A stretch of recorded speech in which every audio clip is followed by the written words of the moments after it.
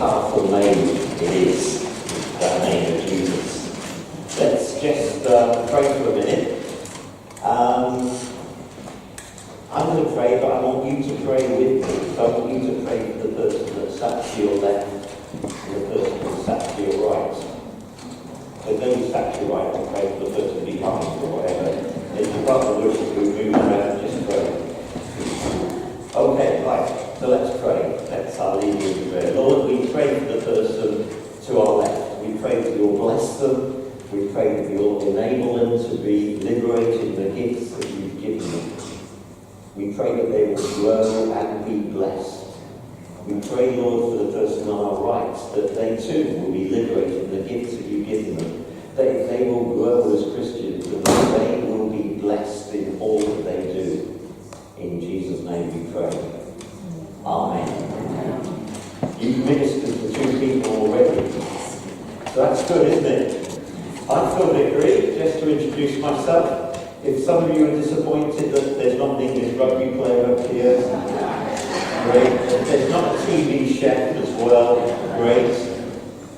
I'm the Phil Vickery. I'm the sheer third. The others are younger than I am. I am a chef, as well as being a Baptist minister.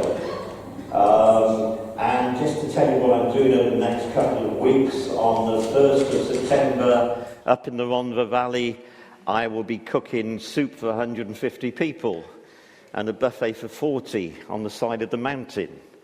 And then on the 5th, I'll be in Penarth, being filmed by Tear Fund, cooking something for the big bake-off that they're doing, out of waste food. And then the next thing I'll be doing is doing a hangi. Does anyone know what a hangi is? It's a fire pit in which you put meat and vegetables and cover it over for 8 hours and pray that it will cook. I tried one yesterday and it did, so that was good.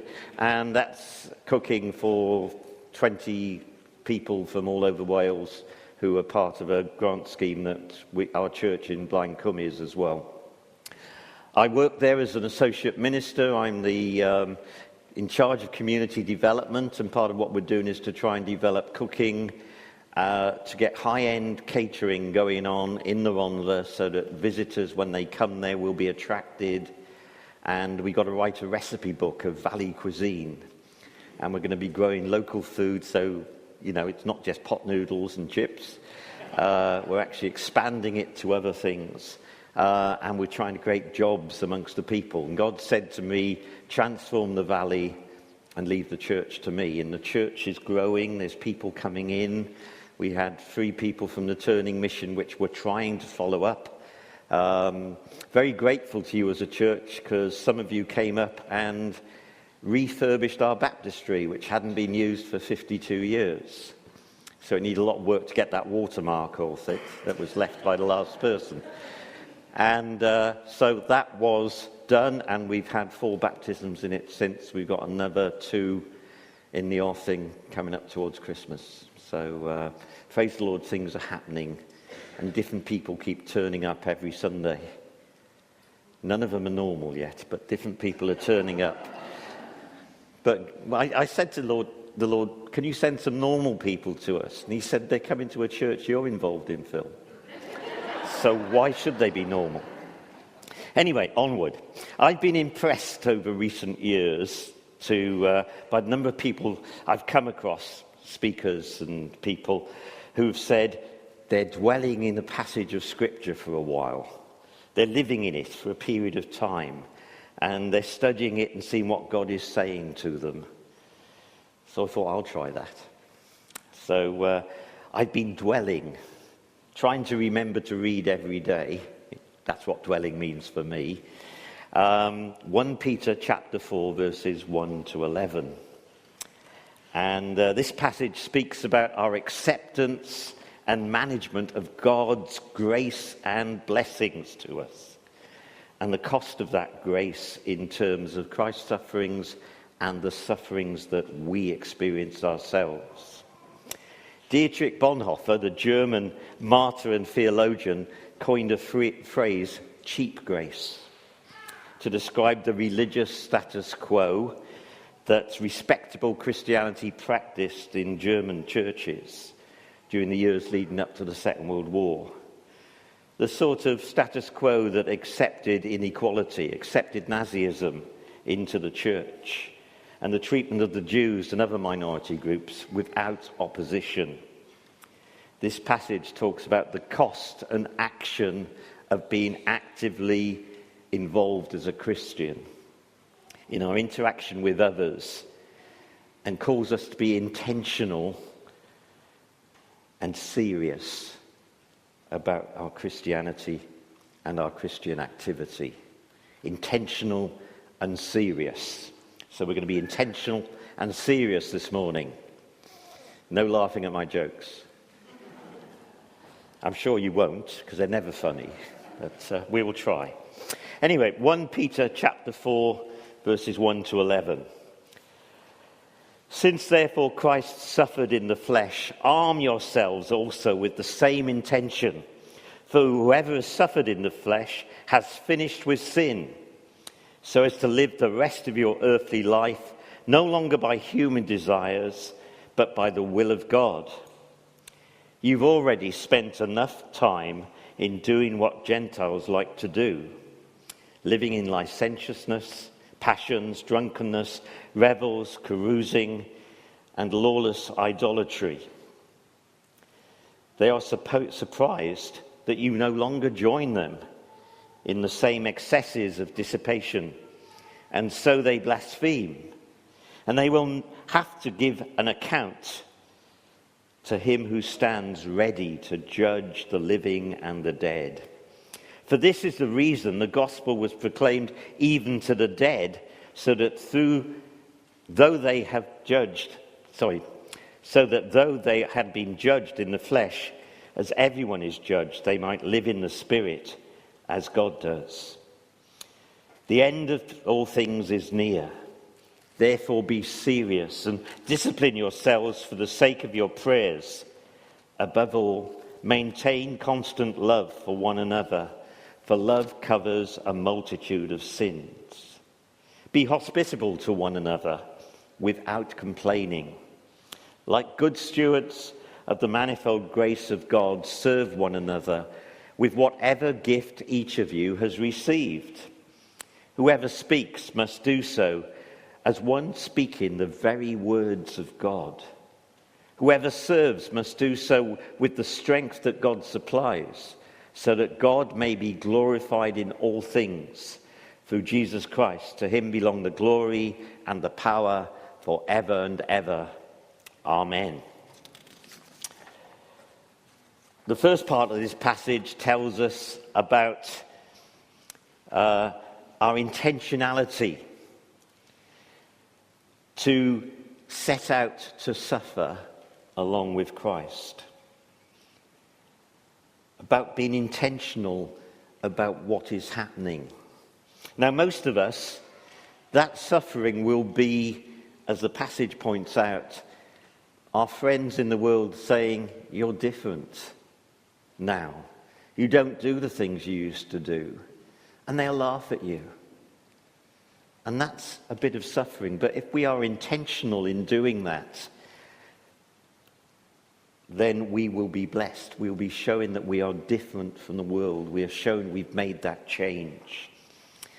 And really, there's a challenge there. Do we dare to be different? When people see you walking up the road to church this morning, did they think, "Oh yeah, they go to church"? Or do they think they're going to a Sunday market somewhere? Or do they think they're going down to Tesco's? Do they know that we're different by the way we live, by the way we are, by what we're doing? But that's another sermon. I'm not going to preach that this morning. I'm going to look at the last part of that passage, verses 7 to 11. Be serious and discipline yourselves for the sake of your prayers. Above all, maintain constant love for one another, for love covers a multitude of sin. Be hospitable to one another without complaining.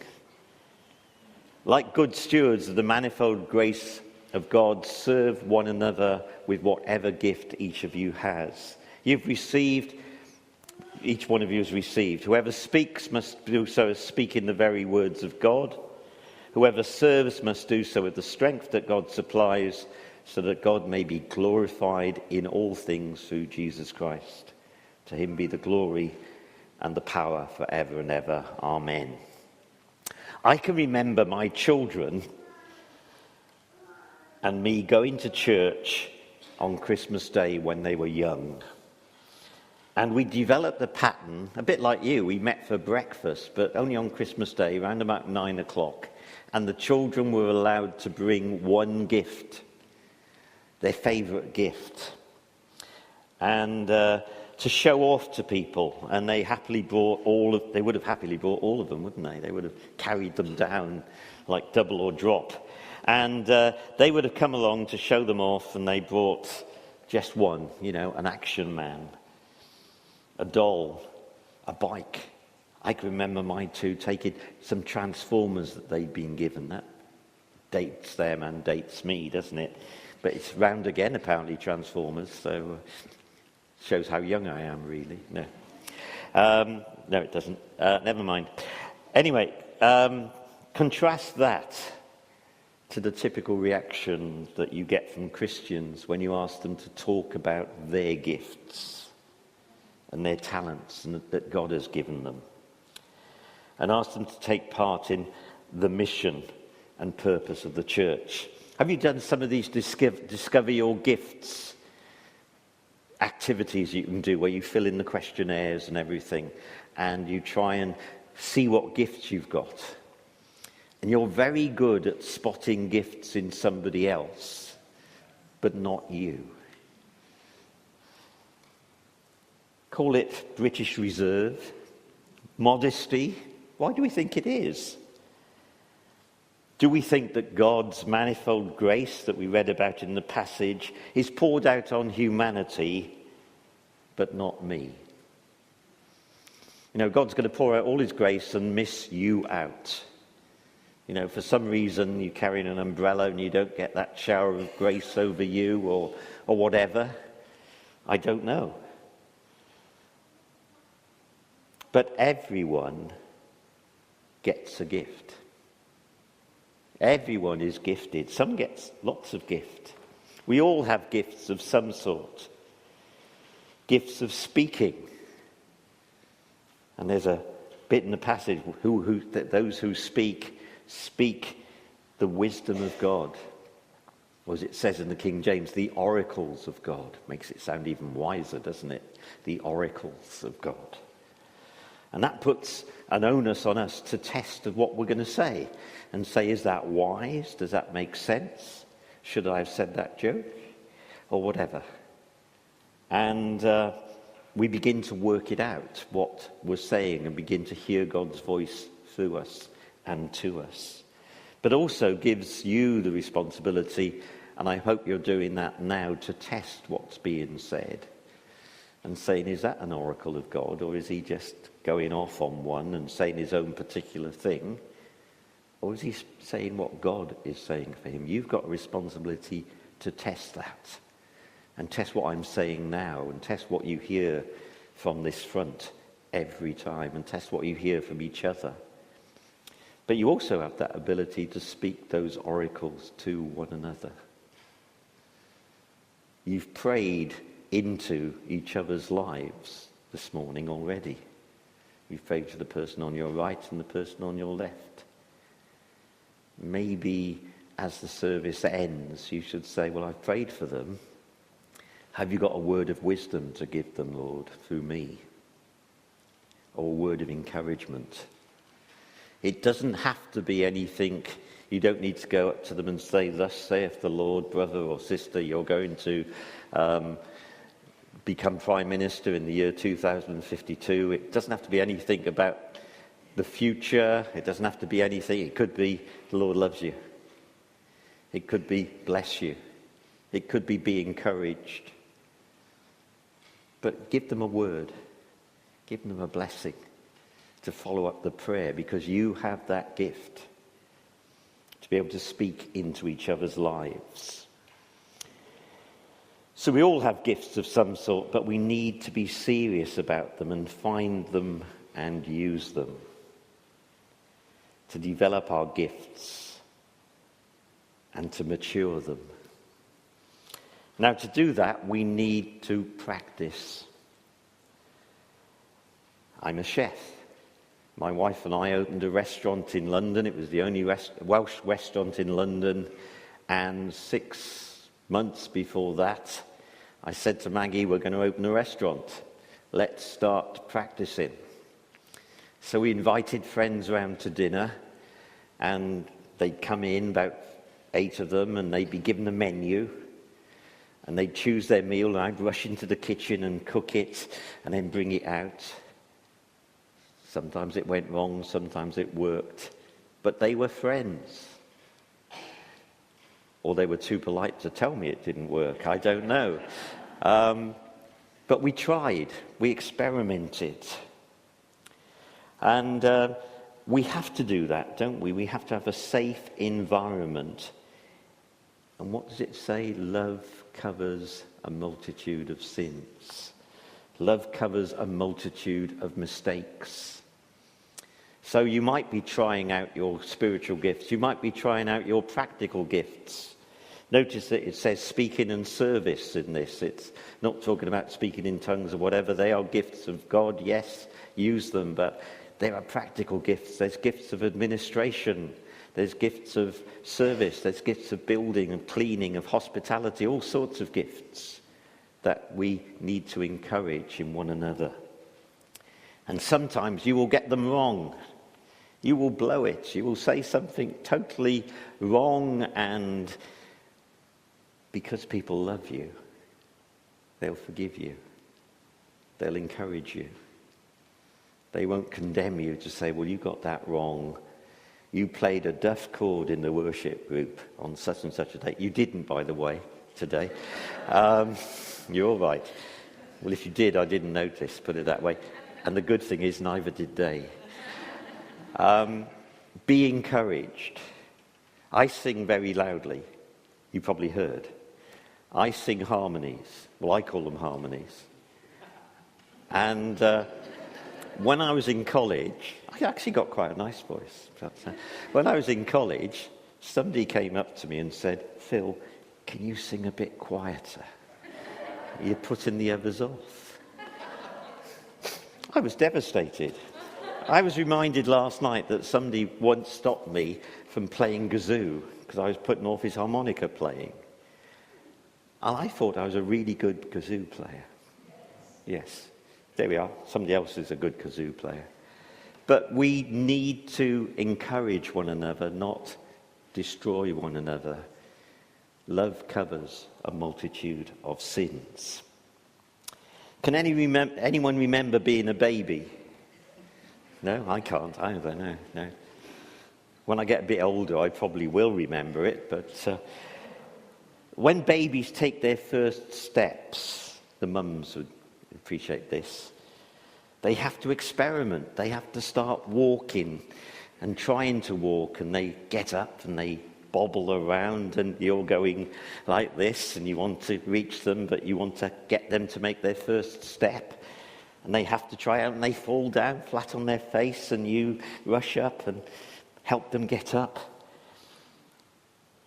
They need a safe space in which to try it. They need a soft carpet, some of those nice little things that you put on the edge of the coffee table to stop them cracking their head open when they fall on it. They always miss them, so I don't know why we put them there anyway. And a loving mum or dad to encourage them, help them back up when they fall over. That's how we all learn to walk. You'll remember it one day, don't worry. That's how we all learned to walk. That's how we became walkers. Very much unlike my first attempt to ride a bike, where I was on the top of a hill, given a bike which was too big, too fast, and I went careering down, narrowly missing a couple of trees. But at least I tried, and eventually I was able to ride and raced bicycles for a while, which was quite interesting and exciting. We need to allow each other that space to make mistakes. Always give encouragement, not condemnation. To always build one another up. That's the way we begin to strengthen each other, to build the gifts that are now there, but are at their beginning, and to begin to grow the process. And we begin to build relationships as we grow together. The mentor helping the mentee, I suppose so, the person who's alongside them, helping to develop those gifts together. That's what it's about. And that builds church.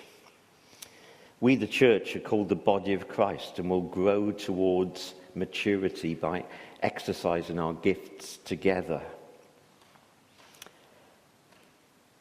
I'll do that a bit later. I'm going to mention the word yassa a bit later. Remind me. Be hospitable, it says. I like this because I'm a chef. Be hospitable to one another. Encourages us to do just that. Eat together, visit one another, meet up, do things together. This implies times other than a Sunday, about a relationship that's not just mere colleagues in some sort of club or organisation, but brothers and sisters in Christ. So you need to get to know one another, feed one another. And it's not just food, but in other activities. How strong are these links in this church? It's good to see you having breakfast together. Well, some of you had breakfast together. If they're not that strong, begin to practice it. Invite one another home to your house for dinner. Invite people to come out with you. Invite people to come and have breakfast with you. Say, why don't we meet up next Sunday, have a bacon butty together? Not seen you there before. Come and have one with me. Meet together, because that will build the ties, the relationships of which the church is made. Now, it was easy-ish for the Jewish people because food and hospitality was part of their natural thing. Hospitality was a way of life. In the Middle East it still is, and it was then. But if we examine it a bit deeper, Peter's actually saying to Jews, entertain and be entertained by Gentiles, those people who you don't like mixing with.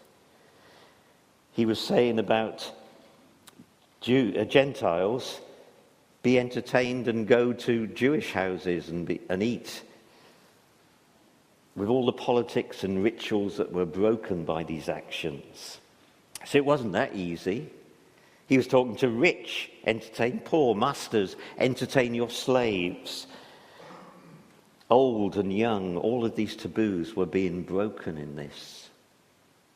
And we need to break those taboos. But then he adds the extra bit. Do it without complaining. Do it happily, not complaining about having to cook differently for vegetarians. Oh dear. Or vegans, sorry. They're vague ones, but vegans. Sorry, apologies to any vegetarians here. I hasten to add all of the food that we cooked in the restaurant were vegetarians before we cooked them. So you're all right. Don't complain about it. Don't complain about people who are different, people who come to you differently and act differently, who are different from you.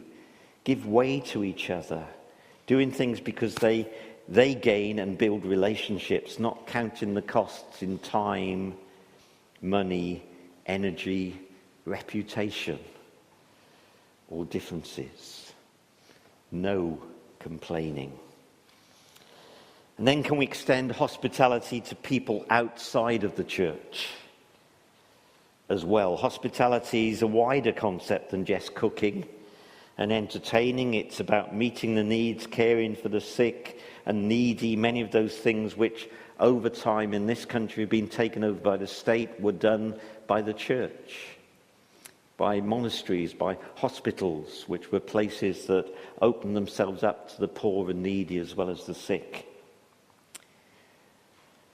The state now is sadly jettisoning some of those because they can't afford to run them. They are complaining about the weight that the state has. We, the church, need to take up some of those things again and be ready without complaining to serve the poor and needy. Although we've lost the art of hospitality in this culture, people still understand a welcoming smile and time given to them. So we're not asking you all to get degrees in social work. We're not asking you all to get trained up, although that's helpful. With some of you, that might be some gifts that God's given you already that need liberating and working within the church. But what we're asking you is to be open, loving, caring, smiling, and welcoming. It's an essential part of our outreach. But let's go up to the top of the passage then again. Be serious and disciplined. And there's a serious picture of an emu up there somewhere. The activities of loving one another and using our gifts for one another does not come naturally. Our default nature is often selfish. It therefore needs for us to be intentional in doing things for others. We are responsible, as I said, for speaking those oracles. We are responsible for developing our gifts, which we have. We are responsible for giving space to one another. Can you stand up for me, please? I'm going to do an experiment. Some of you are just in the row by yourself will find this difficult, but don't worry, bear with me. Right. Imagine that you are some of those stories I said about the worship leader who did the Duff Court and got restricted. Their gifts were restricted. So imagine that your gifts are restricted and move up close to each other. You haven't got room to move. It's all right, you're married, are you? Yeah. Yeah. Move up close to each other. And then somebody else criticised you and said, I don't think you should have said that in the sermon. You feel a bit more constricted, so you move up again. Yes? And you can't be yourself. You can't be the person God made you to be. But there's a word in the Bible. It's the word yassa. It's a Hebrew word. It's the root for Jesus, for Joshua. And it's translated in the Old Testament often as salvation. And what it literally means is to have space in which you can move and grow. Imagine children coming out of a schoolyard and somehow out of a classroom and suddenly into the yard. They miss you and they're running around. That's yassa. Or a plant coming up through the ground and it begins to blossom out and spread out to become what it's meant to be. And often we restrict people, don't we? We restrict people because we don't think they're educated enough, or we restrict people because we think they're women. Well, we know they're women, and we say to them, you can't have that gift, you're a woman. Well, that's rubbish. Or we say, you've only just come into the church, you can't be saying that to me. You've got to be here for 10 years and have a degree in theology before you can say anything. But give each other space to be the people God meant them to be. So I'm going to move you from being huddled up and turn to your neighbour and say, I give you space to be the person God made you to be. Yeah? I'm sorry, this couple have just got to buy a king-size bed now. Thanks for doing that. Do you understand that? Give each other space to be the people and have the gifts that God gave you to be. That's the job of pastoring one another. That's the job of loving one another. And that way you will encourage this church to grow. We are stewards of God's grace, not just recipients, but stewards. We've got a part to play in it. A steward is someone who manages a piece of land, a resource on someone else's behalf. We've been given God's grace and we manage it on his behalf, both within the church and outside the church. We are called to be good stewards of God's manifold grace. We have some control of it. We are given the ability to use it wisely or not. We could keep it to ourselves. Some churches do. We could deny its power and fail to invest in it by burying it in the ground, like the person in the parable of the talents. Some churches do that. Or we could, as a group, share the risk, share our wisdom, make decisions together, encourage and support each other as we develop, and use the grace that we have to find that God enables his grace to grow in our activities as we grow in relationships with him and with each other, carrying out God's mission and building God's kingdom where we are.